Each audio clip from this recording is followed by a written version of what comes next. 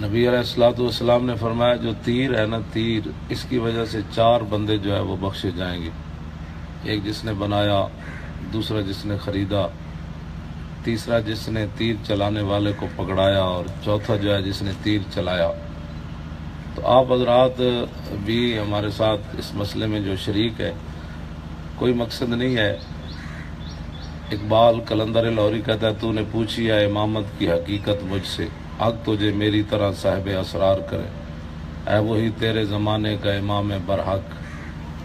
وہ میری طرف اشارہ نہیں ہے، مراد یہ دین پر چلنے والا، اے وہی تیرے زمانے کا امام برحق جو تجھے حاضر و موجود سے بیزار کر، موت کے آئینے میں دکھا کر تجھے رخ دوست، زندگی تیرے لیے اور بھی دشوار کر، دے کے احساس زیاں تیرا لہو گرما دے، فقر کی سان چڑھا کے تجھے تلوار کرے، اور فتنہ ملت بیدا ہے امامت اس کی جو مسلمان کو سلاطین کا پرستار کرے۔ تو میں اسی دین کی بات کرتا ہوں، اور حس دین مصطفیٰ دین حیات۔ اقبال نے یہ کہا زندگی گیرت بئی قانون ثبات۔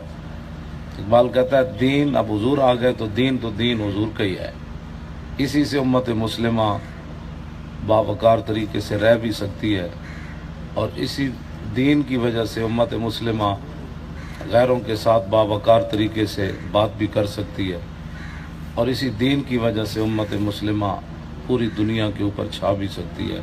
اس کے علاوہ مسلمانوں کے لیے اور کوئی راستہ نہیں ہے۔